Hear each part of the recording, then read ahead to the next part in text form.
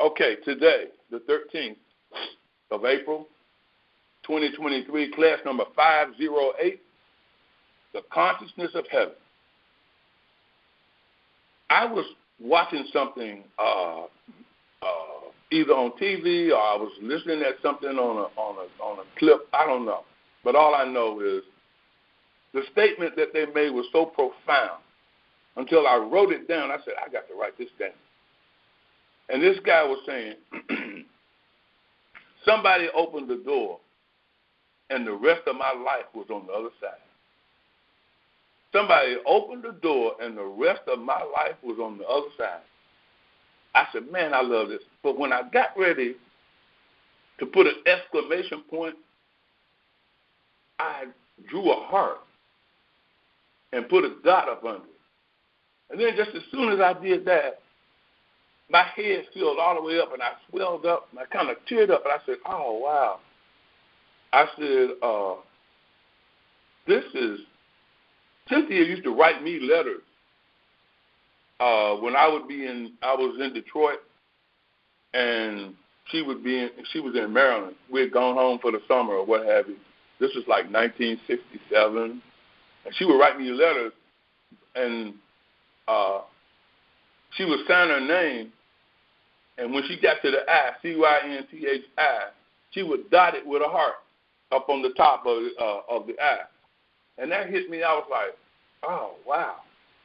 And then I said, this heart, I said, that's exactly that. And then what really touched me was the dream I had where she had her arm around me and I had a baby in my left arm. And this little white dog was on this leash, and I was holding on to the leash, and we were going, and we were getting ready to go through this door. And I said, somebody opened the door, and the rest of my life was on the other side.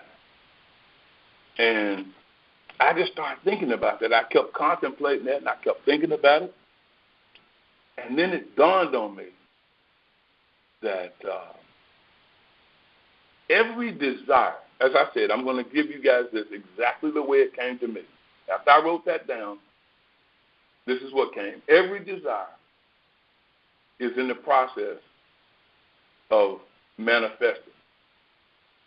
That's why you'll hear Esther Hicks say, don't focus on what you don't want, because when you desiring to not have something, it's coming. It's going to manifest itself because it's in the process of manifesting. I'll explain that in just a few minutes. But let me give you a few examples. I went down to the cemetery on Easter Sunday. And I was down there, and I was sitting, I was quiet. As I said, that's the quietest place in the world. And there were so many cars down there on Sunday. I was like, my Lord. I said, and then it was like, yeah, but don't worry about it. It's not going to be loud. And so I go in there, sit. I always carry a chair with me. And I sit. I was listening at a clip while I'm sitting there. And then I said, oh, man, I should have brought some flowers. I said, well, you know what? I ain't even think about it. So I ain't going to concern myself with it. I'm going to get ready to go home. And another thought came to me. Yeah, but, this is funny. I was telling Jerry this the other day. And Jerry said, don't tell me you found some more flowers. I said, man, I always find flowers. And I got up to go, and I looked down the cemetery. And, you don't want to be the guy that somebody's saying, he's going around taking flowers off other people's grave sites and putting them on. And I was like, no, but you'll see some flowers where people just dropped them on the ground and didn't bother to pick them up. And they got trash receptacles all around there and what have you. But people would just leave the flowers in. So I saw these red roses. They were baby roses, which is the one I really like. And I picked up these, they were silk baby roses, and I picked them up and went up and I put them. They had this long stem on them because they're artificial. So I stuck it down in the ground. They still have not put Cynthia's marker down, even though I paid for it. And so I put the flowers down in the ground, and then I walked away, got in the truck, and was getting ready to leave. As I was getting ready to leave, I'm getting ready to go out of the cemetery. And this voice says, make a left turn to the left, right, and go back around one more time, and look, and you'll, for some more flowers to put on your mother-in-law's grave. So I said, I don't want to do that. I want to go on home. And it was like, go around to the left. I went around to the left, and as I started going around, I look up and I see these yellow flowers. I said, that's probably some more roses. So I said, let me go up there and I'll just go see, because they were a little far away. The closer I got, I thought, man, that's a nice little bunch. They were silk yellow roses. But my car was trying to cut off. So I said, man, what in the world is going on? So I went up, I got the yellow roses, came back, got in the truck, and as I was coming around, my car started ding, ding, ding, ding, ding, ding, ding. I was like, what is going on with this truck? And I looked and it's like engine overheating. I was like, oh, Lord. So I drift up to one of they also have these water spigots all over the cemetery, because people, now you can bring live flowers, so you're going to need the water. So I pull up to one of them, and I got this, I had this bottle that I drink water out of when I jog, and I filled it up and I poured it in the tank, in the reservoir. And I noticed the needle started to move back. So then I said, man, this cloudy stuff on this water, though, I'm moved to another one. So I moved to another water fountain. And I cut it on and filled the thing up. And I kept putting water. I put the water in, and put it up to where it was supposed to be. It was something like 24 ounces of water. I was like, why is it getting hot from just 24 ounces of water? But that's okay. I put it in there. It cooled off. And then I said, wow, okay. So I'm on my way out. And then the spirit of gratitude popped up on the inside of me, and the voice said, see, if you had gone on out of here instead of looking for those flowers, you'd have been on your way home, your engine would have run hot, and you would have been sitting on the side of the highway calling up the wrecker to come, and you might have been sitting there for an hour and a half to get things going. I said, oh, wow, I certainly appreciate that, Lord. I'm like, thank you, Father. This is amazing. Well, after I do that, I'm on my way home, and I had said earlier, man, I said, I really like that song by Brian McKnight.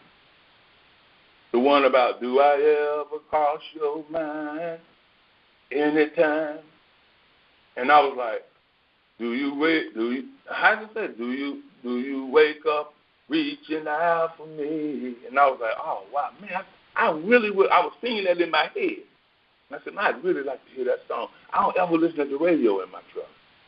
And so I'm coming on up the road. I said, well, I got to stop off over at the food line. I stop off at the food line and get what I need, come home. Before I get to the house, I'm coming down the hill, and a little voice says, cut the radio on. I popped the radio on. What y'all think I heard? Do I ever cross your mind? I'm like, this is, you know what? This is really starting to get too easy. And I said, automatically your head goes where? So, okay, I got all this good happening, so what? Does it mean after a while it's going to go wrong?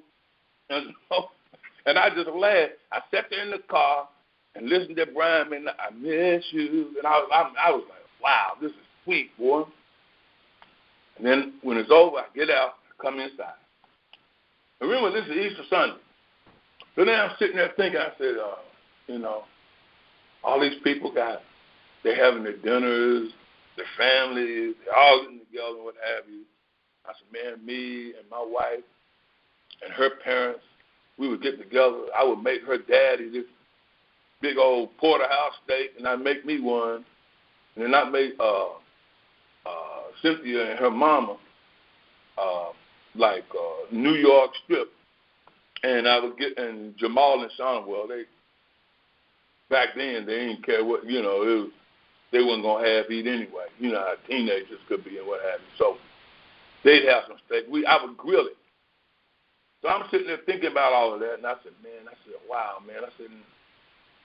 I was thinking about Ricky Davis, a friend of mine, and another guy named John Young. I said, I haven't heard from them in I don't know how long. I said, man, wow.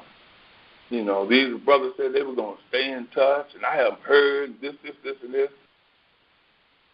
So 2 days ago, remember, that was on Sunday. And so it was, what was 2 days ago? Tuesday? Yeah. I'm sitting on the edge of the bed. Phone rings. And I said, man, I wonder who that is. I don't want to be nobody trying to sell me something. And I look, and it says, Ricky Davis. I'm going, Lord, you know what, this is getting too good and too easy. What's up? I answer the phone, and while we're talking, the other dude, John, calls Ricky, and he merges the call.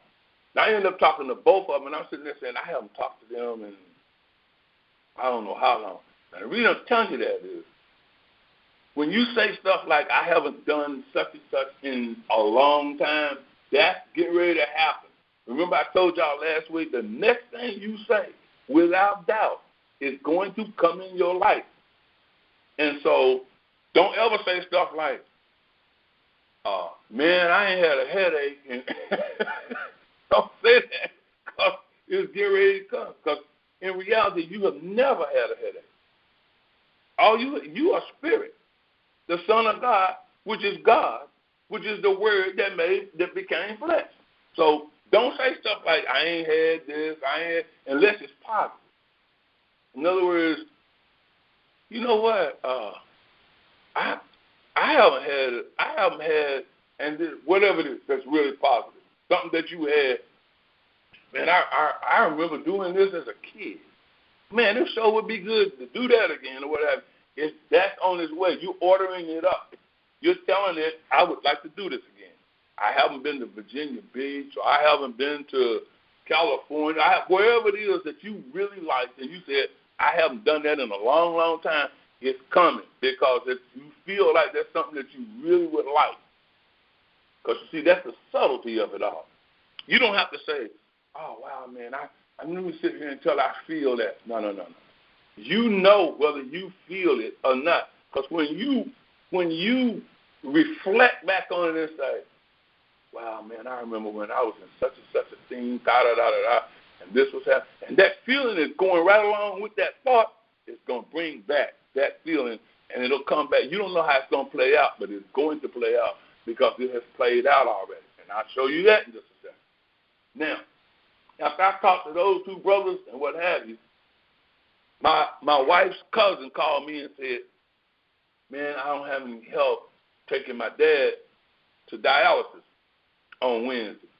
And he said, my sister and her husband, they're going out of town. And my brother, he contracted COVID down there at one of the assisted living places where the dad was, and the dad is back home. So he said, you think you'd be available on Wednesday? Only he ain't asked like that. He just said, what you doing Wednesday? You ever had anybody do that? What you doing Wednesday? I'm going to be doing the same thing I was doing on Tuesday and the same thing I'm going to be doing on Thursday. I'm going to be living. But yeah, I was like, man, why? And he explained. I said, well, go ahead on, man, put me down. But when I said put me down, I really didn't want to go with him to take him to dialysis because you got to be there at 2 o'clock, and you're going to be there until 6. You got 4 hours of sitting there waiting on somebody to go do dialysis. So I'm like, I really don't want to do that. I said, but you know what, man? I didn't, he didn't hear it in my voice. I said, well, just put me down, man. If you need me, you got it. We hung up. He said, I'll let you know. Well, he called me on Tuesday and said, I'm good, man. Don't worry about it. I got my wife is gonna do ding, and she gonna help me out. So she gonna help me take Dad over there, and we're gonna take care of Mom. I said, okay, man. I smiled on the inside because I don't want to be around no sickness and I don't want to be around that. I want to be sitting here knowing the truth about you and anybody else. And so, therefore, as I want to know the truth, it keeps me out of those situations. And the last thing I want to tell you guys was this. I remember about a month ago saying, I've been over 40 years trying to get my music going, and I this, done, all this kind of stuff. And I have not been able to get it going. I've tried. And then I did like my mom, and I said, I'm done. I ain't trying this no more. I'm not asking nobody to do anything for me anymore. I'm finished with all this. And Jamal was like, I said, I don't care. He said, I think you do care. I said, no, I don't. I said, I just told you, man.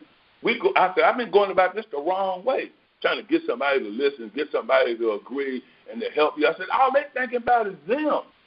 What can they get out of what I've done? That's what I've been through all this time. So I had said about a month ago, when we had that conversation, I said, y'all, I want you to watch this now. I need to meet somebody who has the wherewithal, the experience, the practical knowledge, intellect, and know-how of, I said, we got to have the right marketing. We got to have the right promotion. We got to have the distribution. We got to have all that because music is different the way it's distributed now. It's all on playlists. And Spotify and Apple Music and Tidal and all of these different platforms where your music is basically free. You setting it up, and if people want it, they'll start to download it, and you get paid by way of the streams. How many times you stream? Like you'll see somebody like Beyonce, and she might have 50 million streams, which means the publishing company is going to pay her a whole lot of money from all those streams. So I just said, I need to meet somebody that knows the ins and outs of how to do that. Now, I forgot about that. And I went on, going day by day, that was like a month ago now. I think it was Monday. I get a call. And it's from Terry. Terry she was calling me to say, I'm sorry I haven't been on the class, but I've been in California. Now, Terry, you guys remember Terry. Well, Terry was the one she used to come here and help me with Cynthia. She and the neighbor across the street. And Terry and Cynthia used to work together at the Prince George's County Hospital. And so Terry was calling and saying, I'm sorry I haven't been on class. I've been in California. I was working with my friend, trying to help her. She's been, she was real sick. And I think the lady passed, if I recall. And then Terry just came back. She hadn't been back from California a week. She calls me on the phone, and she said, Michael, I had to get in touch with you. I said, okay. She said, after she said that she apologized for not being on the class, she said, I had to get in touch with you. She said, my daughter invited me to come up to New Jersey and go to this meeting. She said it was a literary forum, and there were 3 people on the panel. One lady, I forgot what her name was. The second lady, who was a speaker, was Kathy Hughes. Now, Kathy Hughes owns all of Radio 1 and TV 1. And Kathy used to live right next door to the Unity Church in Baltimore. And she used to come to church. She was Catholic, but she started coming to the Unity Church, and she would be smiling and saying hello. When I was, this was way back. This was before I became the regular minister there. I was temporary, like 07, somewhere back in there like that. And so I knew Kathy. I couldn't get my music on their stations, but again, it is what it is. And back then, it was heavy payola. The disc jockeys were receiving money from record companies and from promoters and what have you. And so You know, where they're going to fit you in, right? 3 in the morning when ain't nobody listening to the radio. And so I said, okay. And the third person was a guy by the name of Benny Pugh. And, you know, it's like, that's got just, you pronounce his name, Pugh. And Jamal works at the Pew. Only his is P-E-W, and Benny's is P-O-U-G-H, but it's still pronounced the same way, Pew. And she wants me to meet him because he got up and spoke about team building. He got up and spoke about his life in the, y'all ready for this? Music industry. 30 years. He started as an intern with Motown and worked his way all the way up through. He worked with Epic Records, with L.A. Reid. He worked with Perspective with Jimmy Jam and Terry Lewis. He worked with a couple of more, but then he started with the Power Hitters. He ran Rockefeller Records, which was Jay-Z and Dame Dash. He was instrumental in those guys' albums playing on every platform, on all the radio stations all around the country. And one of them is called Tidal. And all of this stuff, and I'm sitting there going, Terry is saying that she wants me to meet this guy. She said, yeah. She said, his book is phenomenal. I'm going to send you his book. He said, and she said, you know, his wife and my daughter are the best of friends. And my daughter and I are going to arrange a meeting for you with him because it's just time. It's time for your music to get out there, for people to hear it. People, there's just there's a spirit, there's peace, there's all this stuff in your music. So I said, okay. And she said, well, I'm going to send you the book. My sister's coming down here for Easter. My daughter's coming for Easter. And so I'm going to have her bring a copy of the book, and I'm going to mail it to you. I said, all right. In the meantime, I go online and read about this guy and read the introduction and the acknowledgement that he has in the front part of the book. That's all they'll let you read. So I read all that. I said, this guy is not playing. He's talking about commitment. He's talking about feeling. You got to feel that you have where it is you're going and this. And I'm sitting there going, okay, God, all right, you got jokes, right? In other words, all this stuff is all lined up, and I ain't do nothing to say. I need to meet somebody that knows how to do this. That's all I see. And here it is. Bang. She's setting this up. Terry calls me back day before yesterday. On Tuesday, yeah. She called me back on Tuesday. She said, Michael, she said, I went down to check. I was getting ready to mail you the book, and they talk about, because it's a book, it's going to take about 10 days to get these. She said, I ain't got that kind of time to wait for you to get the book. So I ordered it for you. And it should be there within the next 2 days. I'm like, you know, I can't make this up. This is just flowing out. And the Spirit was like, that's because you're dealing with you. You're not dealing with people. That was like, I should really be excited about all this. It's like, no. Because I wasn't feeling excited. I was feeling like, this is what's supposed to happen. And it was like, yeah, because you're dealing with you. You see, you are answering your own prayer. You are giving yourself by way of your agreement. I said, you go ahead, Esther Hicks, Aaron Worley. Y'all go ahead. Y'all said this is the way it works, so I agree with it, so I'm just letting it work.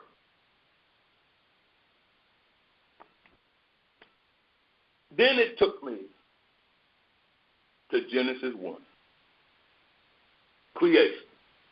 When you understand creation, then you know that you are the one, You have created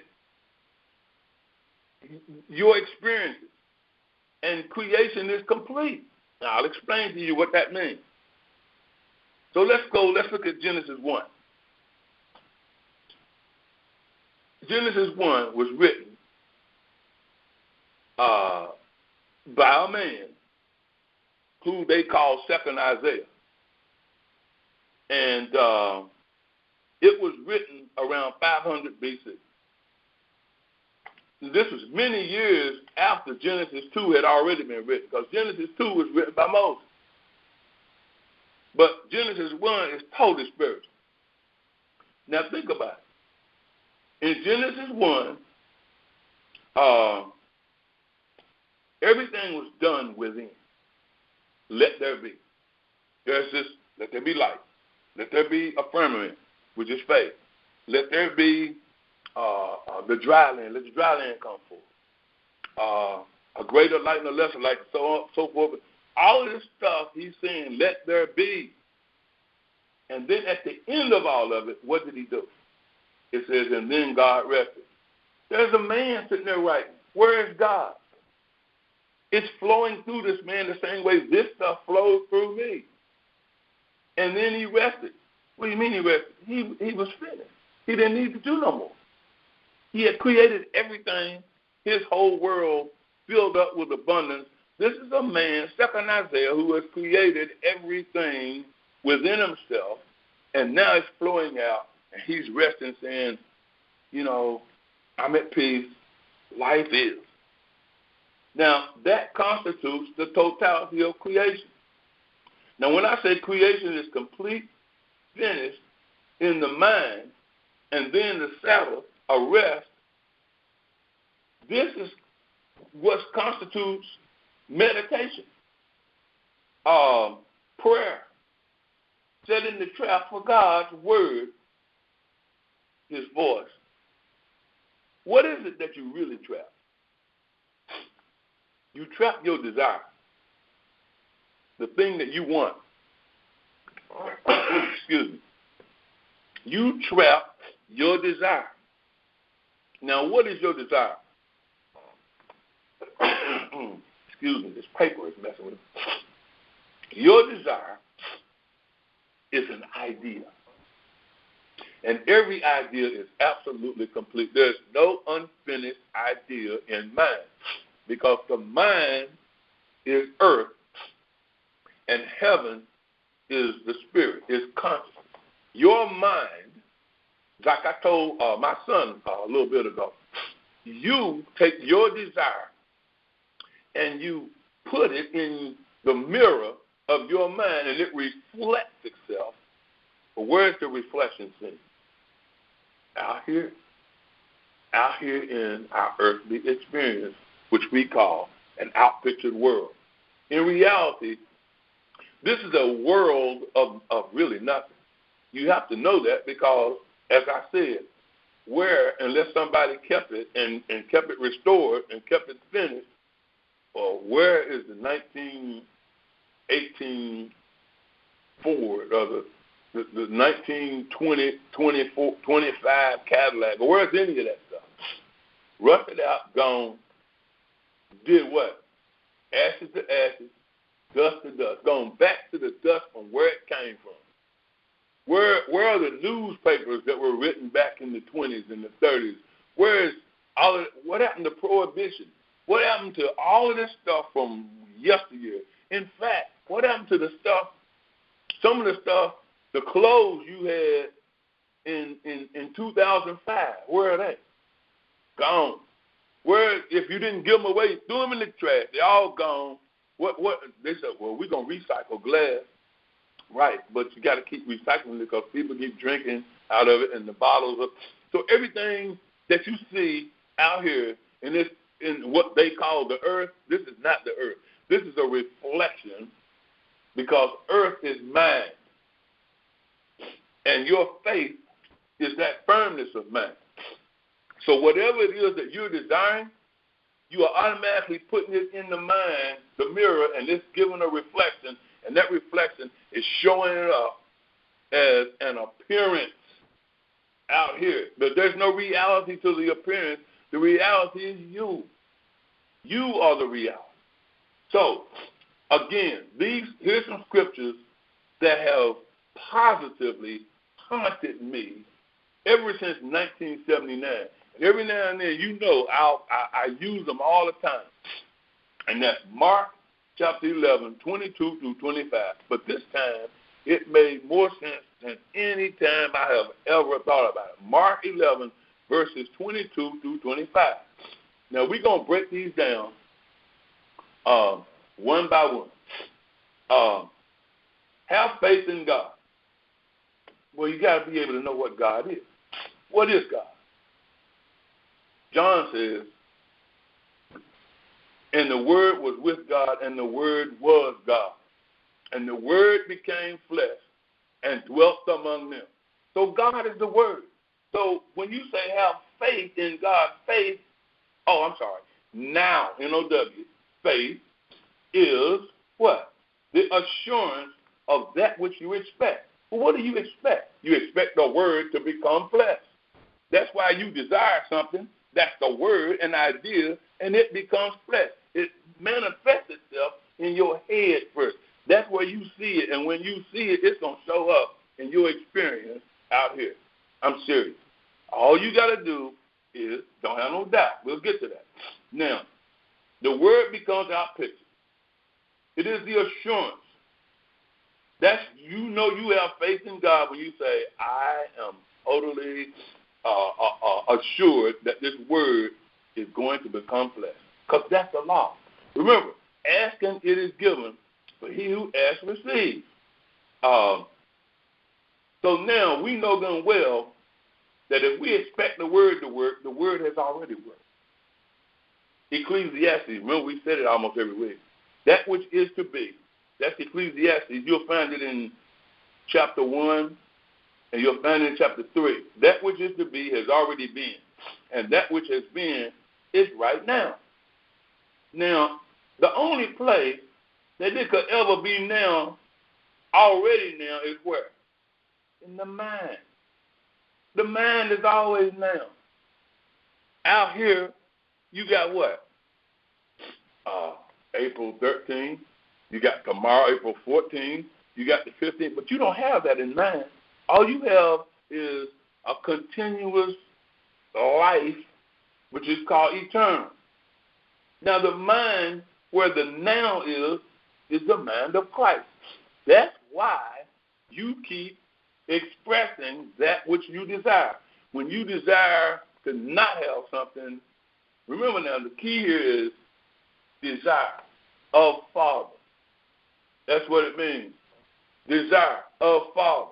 So when you desire, oh man, I desire to not have ding, ding, ding, then that's what the key is desire. I desire to go and do whatever. Desire. So you're going to reflect in the mind that which you desire. And it's going to show up. Why? Because the feeling that comes along with the thought, the idea, that feeling is what it is that's bringing forth that which you desire.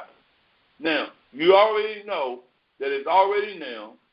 You have the mind of Christ, and that firm attitude of mind that this idea has to manifest because the idea is complete. You just don't know how it's going to play out, but it has to manifest because this idea is totally complete, totally finished. So when you're that firm in your mind, that firmness of mind was the substance of those things which are already in existence. So all you're looking at out here is somebody had a firmness of mind to bring about certain things out here. And so therefore, those things turned out to be cars, trucks, grass, apple trees. That's somebody's mind. That's this guy in Genesis 1. His mind was, you notice how perfect that stuff was that he finished with? How many times do you sit down and come forth with perfection out of your mind? Nope. You come up with, well, what if this? Well, what if that? That constitutes doubt. I want this. All right. Now leave it alone. Why? Because to him who has, it shall be given. And to him who has not, it'll be taken away. Why am I losing stuff? Because you don't have it. What do I have? I have doubt that I'll be able to keep what it is that I have. So how do I get rid of this doubt? By just realizing, y'all ready for this? Is there such a person who has walking around in heaven with doubt in their head? Because that's where we are. We're in heaven. It don't look like it, but that's where we are. We're in heaven. So who in heaven has doubt? Who in heaven has grief? Who in heaven is broke, is poor, who has got no reason to live, struggling? Who? What's the big thing now? PTSD. Who has COVID? Is there COVID in heaven? So you just got to know the thing that I desire is in heaven. And I'm saying, I told you all this while ago, thy will be done. Be, I am, you are, he, she, or it is, we are, you are, they are. Thy will is done in earth as it is in heaven. So if it's done in heaven, it has to be done in earth. Well, what is thy will? Well, what does God want for me? Does God want me sick? No. Does God want me broke? No. Does God want me to experience all kinds of mess and foolishness? Well, he said in this life you will have tribulation. He didn't say you would personally have it. He meant you will see it. You'll see all of the illusion of people getting sick, people dying, people being hurt, people stealing, lying, cheating. You'll see all that. Why do you take it personally? I said, okay, I get this. I need to stop taking personally anything that appears to be happening, and I don't need to let it in my house if I don't want it. And so therefore, rather than say what I don't want, I say what I want. I want to be at peace. I want to be, well, you are at peace. Jesus said you have peace. To him that has, it shall be given. That's why I'm at peace. I got up this morning after having, 4 hours sleep, and felt that little twinge, that little headache in the back of my head. I'm like, oh, man, I got a class to do at 10 o'clock. And the little voice said, is there a man in heaven with a headache? Well, no. Okay. Then forget it. Let it go. Okay. So now you trap these thoughts. And this firmness of mind comes from a word in the Aramaic called hermeneuta. That's where we get the word amen from. That means to make firm. So when you say amen, you're saying it is firm. You ever heard somebody say, man, this dude ain't no good. He's this, and this. And somebody else go, amen to that. You ever heard somebody say that? That means they're making it firm in their mind that this person is no good. And so, therefore, their experience with this person is going to be what? No good. And so when this experience is no good, they go, wonder why this person is always acting like that when they're around me. Because you don't think they're any good. Because you said amen to that. You're firm on it. Okay. So, as this thing was the substance of everything that's already in existence, it is the revelation of that which you can't see. It means that which you can't see out here, but it is revealed to you, within you, that your mind is the mind of Christ. It is a mirror, and you are taking your desire and placing it in front of that mirror, and it's reflecting itself out here in what we call this world. Okay. Now that y'all got that, y'all going to have to listen a whole lot faster now. Okay? Verse 23. When we speak or think without doubt, what we think, say, and feel, we bring about a polarity. The verse in Mark 11:23 says, whosoever shall say to this mountain, move yourself and cast yourself into the sea, and you have no doubt in your heart. Is there a person in heaven with doubt in their heart? No. So as long as you claim you are the person in heaven, then you won't think in terms of doubt. So you have no doubt. That means you will have what you say. You have to have it because that's law. Now, when we bring about this polarity, this is where people don't understand. I've seen people go, Matthew 18 and 19, it says, where two people agree as touching the thing in the earth, then it is so. It is done of my Father. And so they be saying, let's touch and agree, and they shake hands, and they do all. That's not what that means. It means when you realize that you agree with the Spirit in you, when you agree with the truth, you are worthy. That's what it says in Aramaic. When the two of you are worthy, anything that you ask will be done by my Father. Now, that means I agree that this is what I need. And so I agree that it is God, my God, I will supply all your needs, Michael's needs, according to my riches and glory by the Christ, Jesus. That means the enlightened I am self. So that means that you look back at verse 18. It says, what you bind on earth will be bound in heaven, and what you loose on earth will be loosed in heaven. Binding and loosing.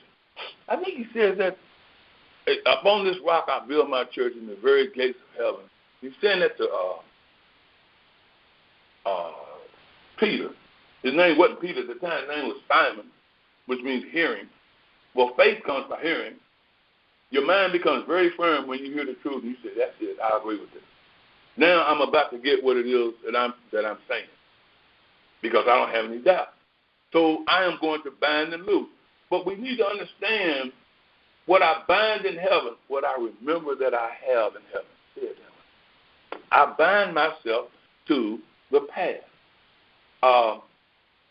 What I bind and what I loose, what is loosing? I always see loosing as forgiveness. I just let go of whatever doubt, whatever was a mess, or I loose this thing out of my mind into my experience. You can have it however you want to see it. But no matter how you cut it in Aramaic, the word for binding and loosing, that word is the definition of religion. To bind oneself to the path. I call that path the narrowness of I am. Good. I am God. Now, those who are gathered in my name are people. I prayed in the name of Jesus. We've done this several times, but now it clicks.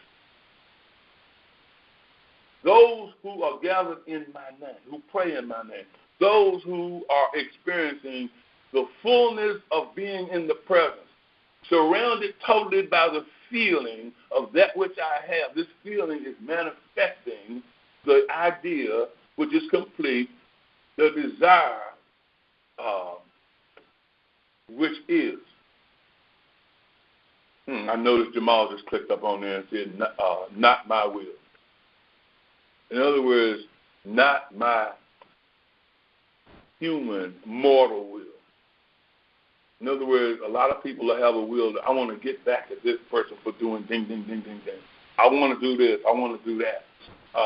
But, Father, you know what? In the garden, what did Jesus say? Remove this thorn. Nevertheless, not my will, but thine be done. In other words, what did you wish? I wish that the world be saved. Okay, I wish that you do it. Well, who is it who has this idea of being crucified and being resurrected? Jesus.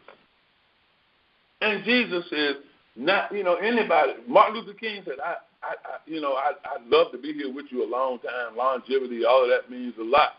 However, I spent in the mountaintop. I seen the promised land. I'm out of here. I'm binding myself to the past. I've done the will of the Father. The Father wanted me to do what I've done, and so therefore I've done it. Not my personal will, but the Father's will, which is impersonal. We need to stop taking things personally and just let go of that means us no good. So, we're totally surrounded in this presence. Verse 24, It says, what things soever you desire, when you pray, believe you receive. When you trap an idea and say, oh, no, that's it. Trapping is understanding. The moment I understand that what I ask for has to come because I am the fire, the power behind it that's bringing it into Michael's experience. I trap God's promises, his thoughts, the ideas, wishes. What is God? Let's go back to what we said God is. The word that becomes flesh. See, you believe you receive because you trapped the promise. And that promise has been bringing itself into your experience all along the way. Asking, it is given. That's a law. It has to be done. He that asks receives. You shall have what you agree with in mind. You have to have it because that's how you are made. The word became flesh. Always agree with and believe the law works. Has already worked. You're always working with the law, not trying to get things. You're always working with the law. You already have all the things. You just need to decide what kind of thing you want. You got it all. You might not want a Ford. You might want a Chevrolet. I don't know. You may not want a certain kind of a breakfast table. You might want a different kind. But the point is, breakfast table is an idea. It's all shapes and forms. It'll come into your experience because you said, that's really what I desire. And it's just that simple. Remember, Jesus said, my yoke is easy and my burden is light. Well, the yoke means you are bound to the path. And the burden is what? You're carrying a burden of what? Ideas. That's all you carrying. You carrying it up in your head. And so, since you're always working with the law, it is God's good pleasure to give you the kingdom. And what is kingdom? Advice, counsel, direction. Psalm 32, verse 8. I have already made you to understand, and I have led you already in the way that you ought to take. And I will counsel. Their kingdom is, I will counsel you with my eyes. Man's heart devises his way. The Lord, law, directs his steps. Isn't that amazing? That's Proverbs 16, verse 9. Okay, we're coming to the backslash now. Because I know good and well y'all have already received everything that you desire. You know that. So now we come through verse 25. What's holding it up? What's delaying it? I know, okay, I got all this. It says, forgive anything that you have against anyone.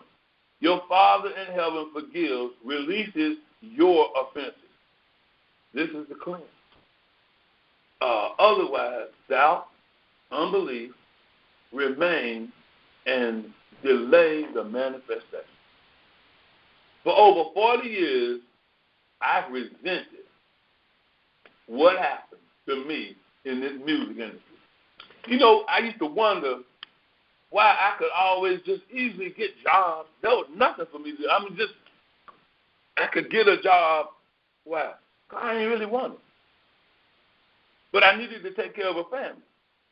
And so I couldn't be out here crazy, have Cynthia taking care of Jamal and Sean, and I'm running around out here in the world trying to get myself a record deal. That wasn't working. But people stole my lyrics. People stole my songs. I had somebody recently sample one of my songs, and they got some guy up on there, and this is a reputable record company. They didn't even bother to clear the sample, didn't get in touch with us for publishing, didn't do nothing. Now I realize I've got to forgive all the musical hurt. I've got to forgive all of that I resented about the music industry, that I was hurt, I was mad, I took it personally. I've got to go deeper than I forgive you. How many times have we said that, you know what, I forgive you? let go and let God. Is there any feeling with? I remember saying to somebody, I forgive them, and I felt like I resented them to no end. But that happened when Cynthia first passed. And then there I am, all these people, family members, we getting together, these big reunions and all this kind of stuff. Cynthia passed. We went to the funeral. We do the burial. We come to the repast. We do all that stuff. And then, what does it go back to? The same few people that was being in touch with me along the way. Very few. But all of these different people, all her sorority sisters, all this kind of stuff, here I am, resentful. Well, the day that I sat down and said, you know what? Forgiveness is a feeling. And I'm going to feel that I have let this go. I am not resenting anybody. I release everything that I feel where people have offended me. And I feel like God, the reality of who I am, releases Michael from carrying all this foolishness around, because God I am, Son of God, am in heaven. And if I'm in heaven, there's no way in the world I'm carrying unforgiveness. Guess what I did in that? In just that attitude, that firmness of mind, that feeling, I assured my success. You see, the success has already been there. Why? Because I'm only dealing with the law within creation. And creation is complete in my mind. So now where have I entered? Into the Sabbath. I'm resting. I got people calling me. I ain't calling them no more. I got people calling me. Let me help. Okay. Let me do this. Okay. I've got people saying, you know what? You need to do this. You need to do that. Okay. That's just how it works. I am never, ever going to lose anymore. I mean, something as simple as I went through the line, that food line yesterday. I remember last week saying, man, you have to stand up in these lines in here. The Weiss has self-checkout. Giant has self-checkout. Safeway has self-checkout. I go to the food line because it's closest to my house, and they ain't got no self-checkout. What in the world? I said, when are they going to have self-checkout? That was last week. I went in the food line yesterday. When I got ready to go to get in line, the lady said, you using your card? I said, yeah. She said, well, that booth is open right there. You can go self-checkout. I said, go ahead, girl. Go ahead, get down. Well, I like that line from Kanye was, get down, girl. Go ahead, get down. So I went on up there and I checked out what happened. Now I'm making sure that I got everything. Because sometimes Michael can be very scatterbrained because his mind will be up on a whole bunch of other stuff, and he walk off and leave his bag down. So I'm making sure I got everything. The lady came over there because I didn't know how to check the bananas out. So I said, I'm running the banana thing across there, and they won't. She said, oh, no, you can't do it like that. I said, do I have to take the strip off? She said, no, put both the bananas up on it. Then you punch a little button, and you put fruits and vegetables, and it'll weigh it and tell you how much you are. I said, oh, okay. We did this, got everything. I said, this is going to give me money back too? Yeah, I said, I got to get money to get gas. Okay, cool. Got my little $40, got my little slip, went on out. On the way out the door, this girl that used to work there, I said, oh, wow, hey, how you doing? She looked at me like I was poison. I said, wait a minute. Made me mad. I said, now you used to speak when you was working here. And look at Mike. Look what Mike's doing now. Personalizing that situation. Come on home. I'm like, yeah, this is ridiculous. And earlier that day I had said, you know what? Now, I go jogging, and all of the white people speak and say, hey, how you doing? Hey, how you doing? The Asian people, hi, how you doing? The Hispanic people, hey, what's up? The black people. Look up in your eyes and look away. Now I'm carrying that all day. Now look at what happened now. I'm carrying that all day long. I get to the store. I see this woman who I know, and she used to work there, and I speak, and what she do? The woman, why that woman acting like that? Don't make no sense. Brother, dude, you carrying this. You've been carrying this all day. You said black people don't speak to each other, but all the white people speak to you. I'm like, oh, wow. Gotta let that go. So I come home, putting away the groceries. It wasn't that many groceries, but I'm putting away the stuff that I needed. And then I said, okay, man, now I think I'm going to go there, and I'm tired. I jog. I run 2 miles. I'm feeling pretty good. I'm going to lay down. I'm laying there, and the voice says, you didn't put your bananas away. I said, oh, wow, okay. I cut my hand. Where are my bananas? They ain't there. I go out to the car. My bananas ain't there. I'm looking all over the place. No bananas. I said, oh, man. I said, I'm always doing something stupid. Someone goes, there you go again. You're personalizing this thing. Why do you think this is happening? You're the one doing it to you. I was like, oh, wow. This time I teared up. I got to quit taking this stuff personally. I ain't going all the way back out there. And I threw the receipt away. I was done. I said, I'm going to go back out to Michael, it's only 5 minutes. I'm going back out there. I'm going to spend more in gas to go down there to get 2 bananas. Michael, it's just 5 minutes. But there's a principle you're dealing with. I don't even have the receipt. Ain't nobody asked you about all that. Just go back down there and get your banana. Because you know you need them for your cereal tomorrow. Okay. Now get in the car. Go out there. When I walk in, I go to the customer service, and there's this guy standing there. The girl who helped me wasn't there. I didn't see her. So I walked up, the guy in customer service, and I said, I was out here earlier, and I said, I bought some stuff. I said, the girl helped me on the self-check. I said, but I got home, and I had left my bananas. He said, oh, hold on a minute. He called the white girl up and said, Julie, didn't you say something about somebody left a couple of bananas? And she said, yeah, I put them back over there on the thing. Just tell them to go over there and get 2 bananas. I said, thank you, in my Elvis voice. Thank you very much. Went over there and got my little 2 bananas.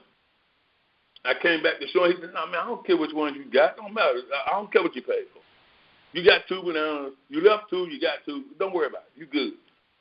I come back out of there. I'm coming home. And I get back home, come in, put the bananas away. And, of course, I can't lay down now because what happened? I went way up. Now I'm excited because I'm feeling like this principle has worked already. All you got to do is agree with it. It's already yours.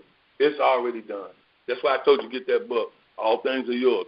Because when the word will means to wish, to desire. That's what it means. So to desire is to ask. It is to demand. It is to say, let there be. The moment you say, I wish, bing, done. But if you got doubt, it's going to get delayed. And you'll say, well, why can't I believe? Why do I have this doubt? Because you have personalized something way back. You might have some resentment. You might have some unforgiveness. Just turn within and say, show me if I've got something that's holding this back. It'll come up just as clear as a bell. Click. And you'll say, oh, maybe a name will come up. Something will come up, and because you got to let it all go. That forgiveness is the key.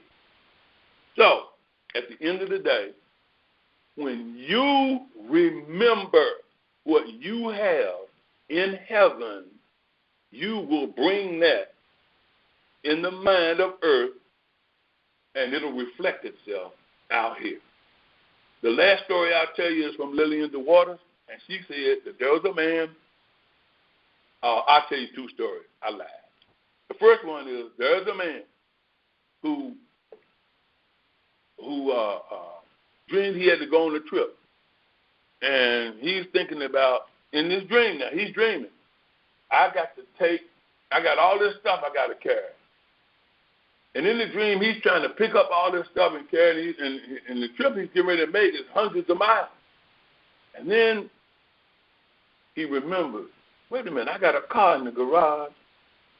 So he goes and gets in the garage and gets the car and packs the car and leaves. In another one, this lady said to the daughter, the daughter said, will you tell me a story? And the lady said, okay.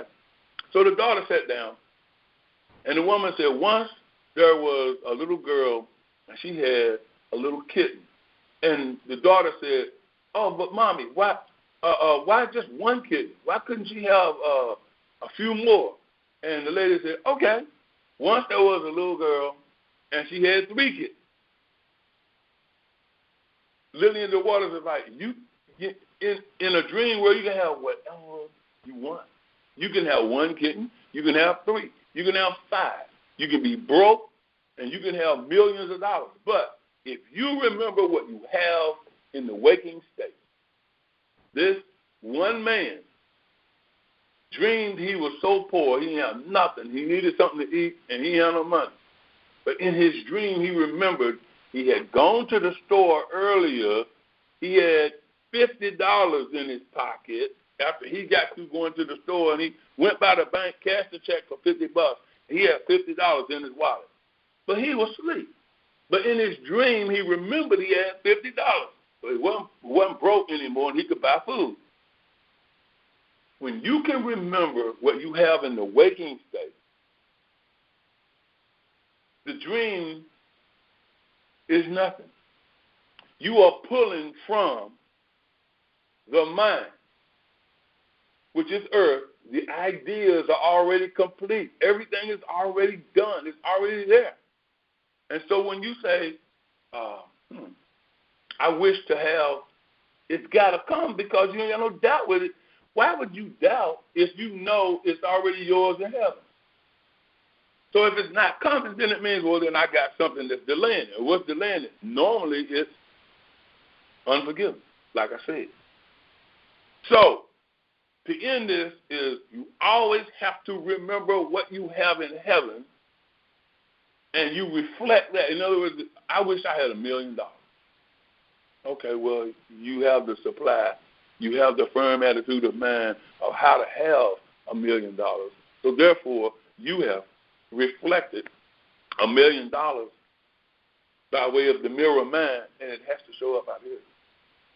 And you can't doubt, because who you are can't doubt. The reflection of your body out here can doubt, because it's a mental creation.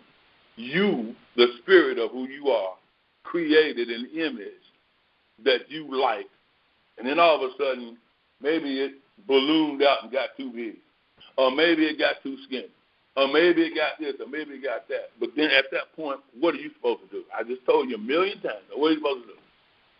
Remember that in heaven, that body that you created is perfect. It cannot change. And then what happens is it reflects from a mirror mind that's firm and all surrounded in that feeling of the I am, which Jesus is. Your consciousness of heaven, that brings to you the results, and you won't be excited about it. Oh, man, I lost 197 pounds on Golo. You ain't got to do all that. All you got to do is realize that which I desire is already done in mind. That which is to be has already been, and that which has been is now. And now is the firm attitude of mind, the mind of Christ, which I am. That is the consciousness of heaven. Amen. So it is.